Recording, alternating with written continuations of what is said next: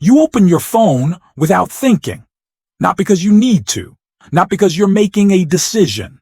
You open it because a part of you is nervous that something is happening without you.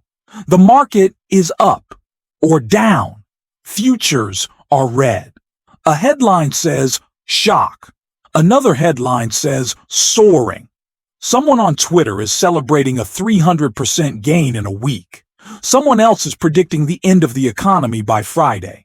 And in the middle of all that noise, you feel one quiet, uncomfortable sentence forming in your chest. I'm behind.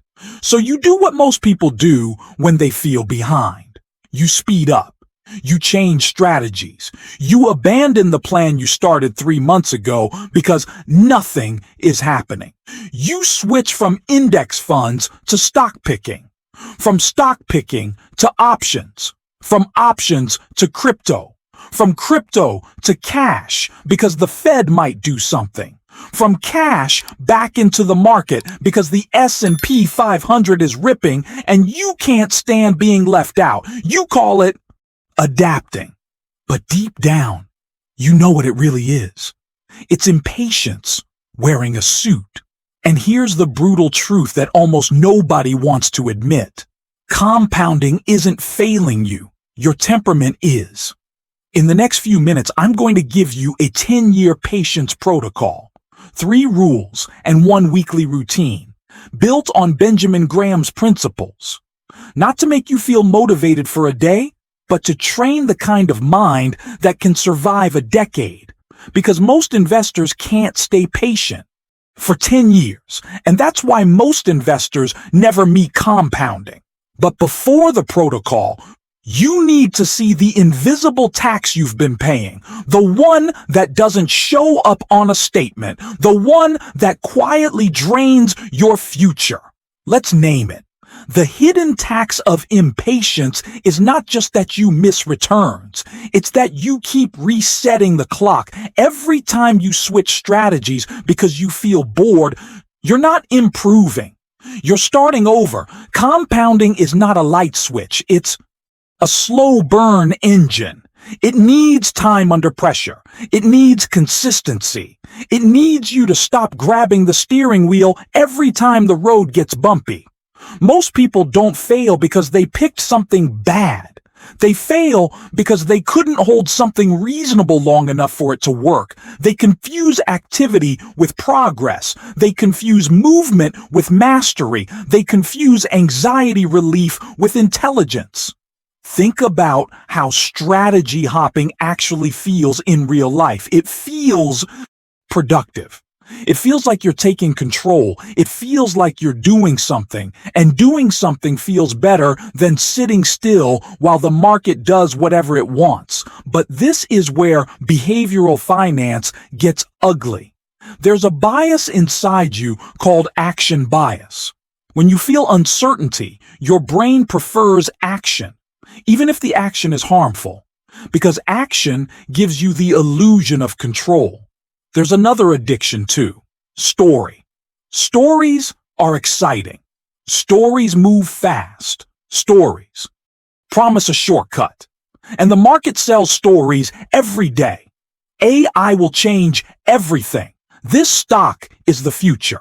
This sector is unstoppable. This coin is the next big thing. This crash is the next Great Depression. This rally is the start of a new era. Stories are loud, and price is even louder.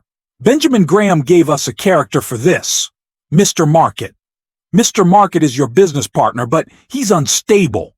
Some days he shows up euphoric, some days he shows up depressed, and every day he offers you a price.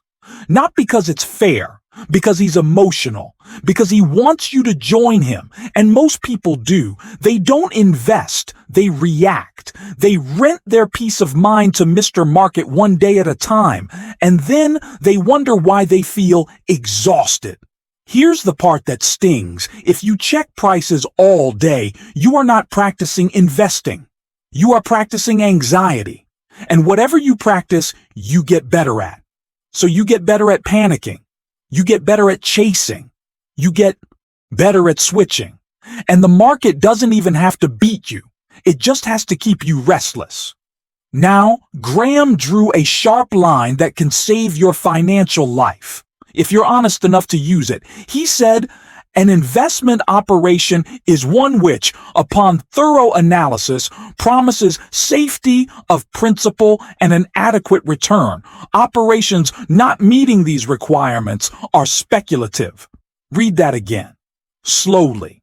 Safety of principal, adequate return, thorough analysis, not excitement, not social proof, not a hot tip, not it's going up. Most people want enterprising results with defensive effort. They want above-average returns without above-average discipline. They want to feel like a professional while acting like a tourist. And the market punishes tourists. So here's an identity checkpoint that will remove a huge amount of confusion from your life. Are you a defensive investor or an enterprising investor? The defensive investor is not lazy. The defensive investor is honest. Honest about time. Honest about energy. Honest about the fact that a normal life, work, family, health, does not always leave room to analyze businesses at a professional level. The defensive investor chooses a simple plan that can survive their worst days. Broad diversification, quality, low costs, a process like dollar cost averaging, a long horizon, a written rule for rebalancing, patience as a weapon. The enterprising investor is not smarter. The enterprising investor is willing to work. They study financial statements. They think about intrinsic value. They demand a margin of safety. They build watch lists. They wait. They say no more often than they say yes. But here's what both types have in common. If they're real investors, they respect time. They don't treat time like an obstacle. They treat time like the engine. Now we need to talk about the most dangerous sentence in modern investing. The sentence that destroys more wealth than recessions, more wealth than inflation, more wealth than interest rate hikes, more wealth than any single bad stock pick. The sentence is, nothing is happening. It sounds harmless. It sounds rational. But it is the doorway to sabotage. Because compounding is supposed to feel like nothing for a while. Compounding is not linear. It is quiet, then sudden. It is boring, then breathtaking. It is a long season where your patience is tested, followed by a season where you wonder why you ever doubted. Most people don't emotionally accept that. They understand compounding intellectually, but they don't trust it emotionally. They want the graph to move every week. They want proof right now that they're winning. So they keep digging up the seed to check if it's growing. And then they complain they can't harvest. Let me give you an image. Imagine two investors. One investor wants excitement. They want to feel clever. They want the dopamine hit of being right. So they bounce from idea to idea, trying to catch the next wave. The other investor wants inevitability, not certainty, not predictions, inevitability. They pick a reasonable plan and they let time do the heavy lifting. Here's the irony. The excitement investor often looks smarter in year 1. The inevitability investor often looks smarter in year 10. And most people never make it to year 10. They quit in the boring years. They quit in the flat years. They quit in the years when the S&P 500 chops sideways and headlines scream and the Fed meets again. And inflation numbers come out, and your cousin says he doubled his money on something you've never heard of. They quit because they confuse the market's mood with the business reality. This is why Graham's Mr. Market metaphor is more important today than ever. Because today, Mr. Market isn't just knocking on your door. He's in your pocket. He's buzzing in your hand. He's sending notifications. He's whispering, do something. And the investor's superpower is not prediction. The investor's superpower is selective deafness. Price shouts, value whispers. Your job is to learn the difference. So let me give you a rule that can change your relationship with your phone, with your portfolio, with your sleep. Live on 2 calendars. Most people live on 1 calendar, the market calendar. Daily moves, hourly moves, breaking news, hot takes, what's trending. That calendar is designed to steal your attention. Investors live on a 2nd calendar, the business calendar, quarters, earnings, cash flows, balance sheets, competitive position, long-run economics.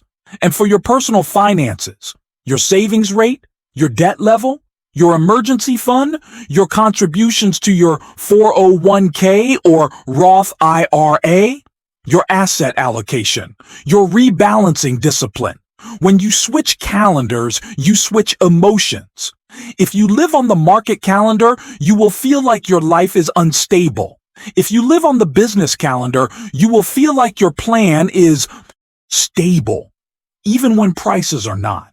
Now we're ready for the 10-year patience protocol. This is not a motivational speech. This is a system. Because patience isn't a personality trait you're born with. It's a skill you build. Rule number 1, pre-commit your time horizon. Before you buy anything, before you click buy, before you add to a position, before you chase a chart, ask one question that forces you into the mindset of an owner. Can I hold this for 10 years? Not, will it go up next month? Not, what are people saying? Not, what's the catalyst?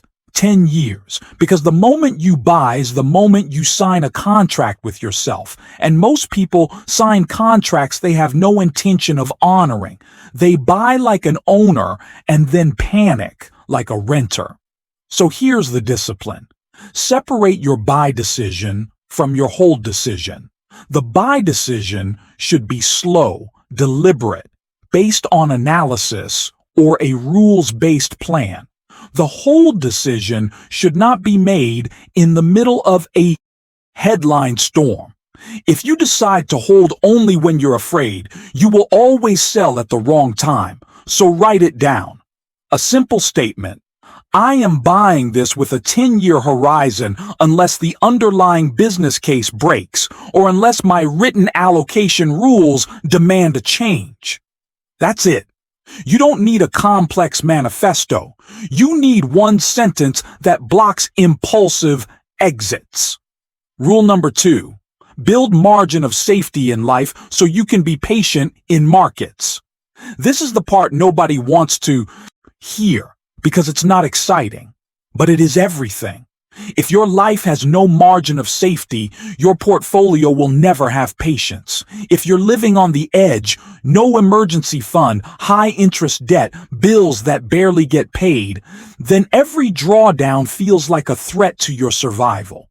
And when investing feels like survival, you don't invest. You gamble. You lunge. You grasp.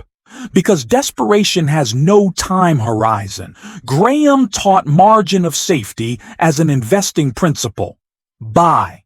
With a cushion between price and value. Use conservative assumptions. Avoid fragile setups. But the deeper lesson is that margin of safety is a lifestyle.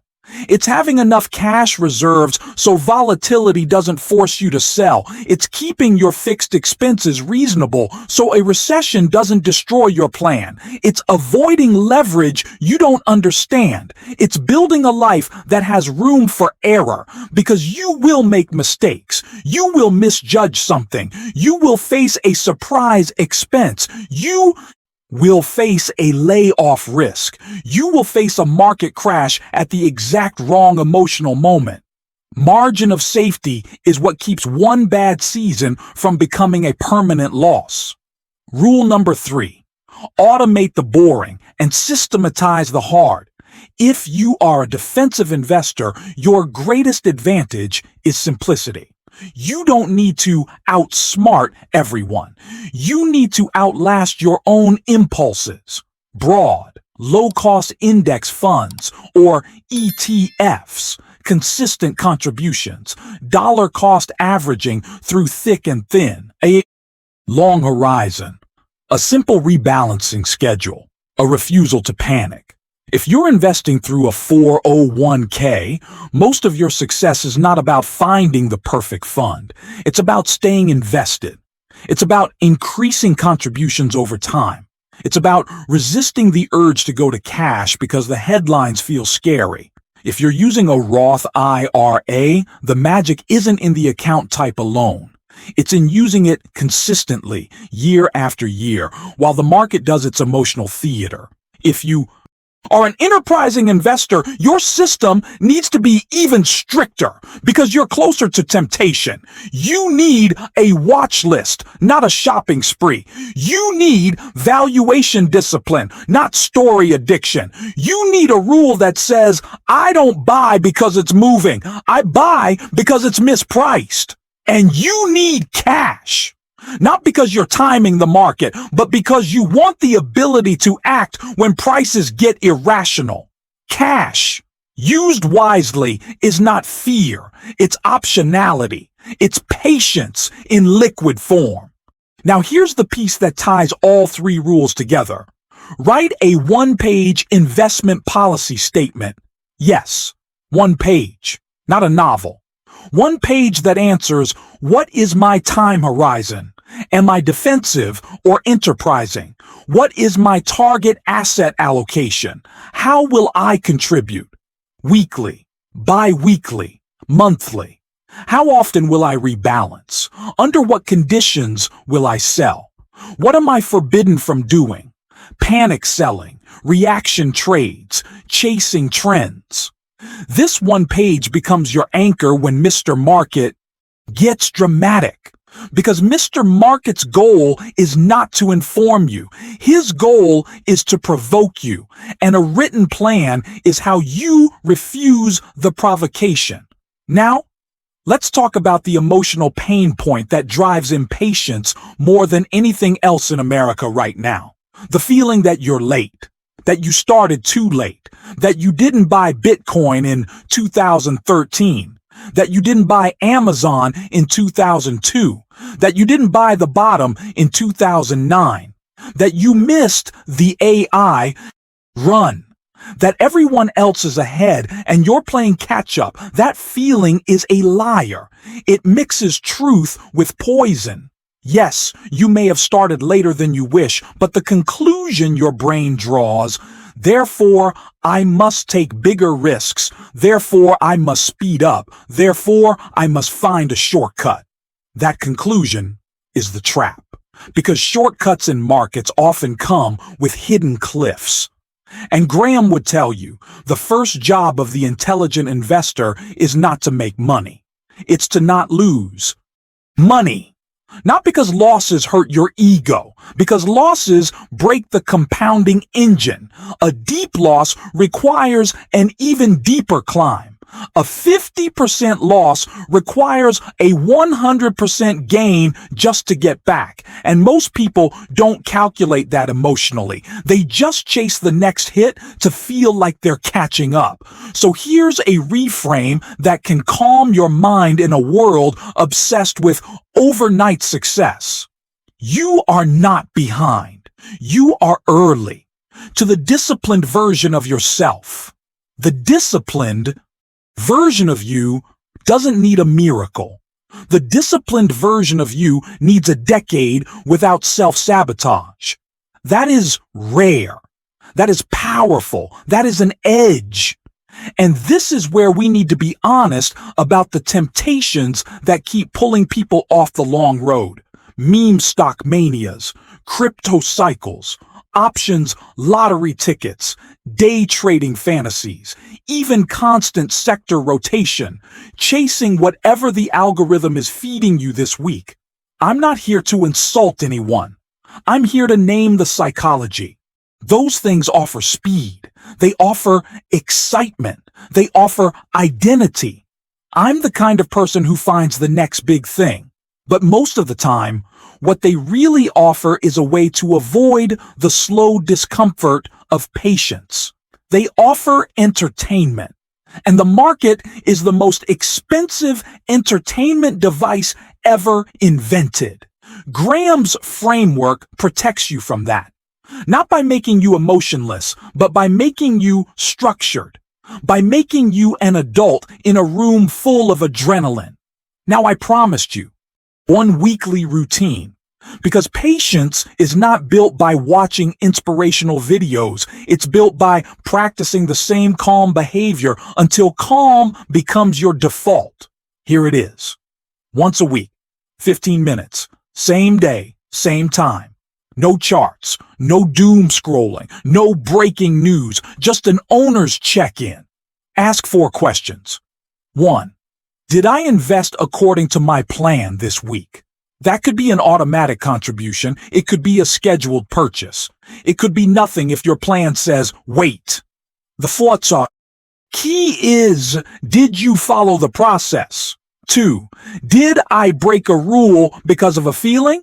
Not because of analysis. Not because the business changed. Because you felt behind, bored, anxious, jealous, excited. 3. Did I confuse price movement with business progress? If you own a business, you don't value it every hour based on someone's mood. You value it based on its economics. Keep your mind on the right scoreboard. 4. Did I add to my margin of safety? Emergency fund, paying down high interest debt. Keeping fixed costs reasonable, improving your career stability, increasing your savings rate. These are not separate from investing. They are the foundation that allows you to stay invested through volatility. Then, one final step. Write one sentence you will use when the market gets loud. Make it yours, but let it carry Graham's spirit. Something like, I don't need to predict, I need to be prepared. Or, I don't get paid for activity, I get paid for patience. Or, Mr. Market is offering a price, not a prophecy. Then, close the notebook and go live your life. Because the highest form of confidence in investing is not constant monitoring, it's calm neglect. Now let's return to where we started.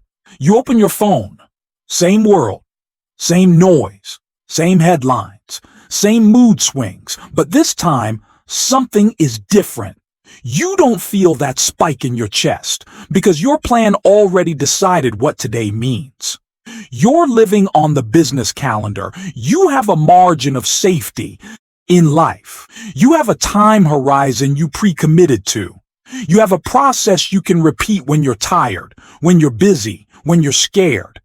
And you finally understand the great secret that isn't really a secret, just rare discipline. Compounding rewards the investor who can endure the quiet years, the flat years, the boring years, the years when nothing is happening, because that's when you're being tested, not tested on intelligence, tested on character. Most people can't stay patient. For 10 years, they'll chase something. They'll react to something. They'll get shaken out by volatility. They'll listen to Mr. Market's mood swings as if they are instructions. And then they'll spend the next decade telling themselves the same story. If only I had held. So decide now. Before the next headline, before the next dip, before the next hype cycle. Decide what kind of investor you are. Defensive, with simple discipline, or enterprising, with serious work. But either way, decide this. You will not trade your decade for a dopamine hit. You will not rent your future to today's noise. You will demand a margin of safety.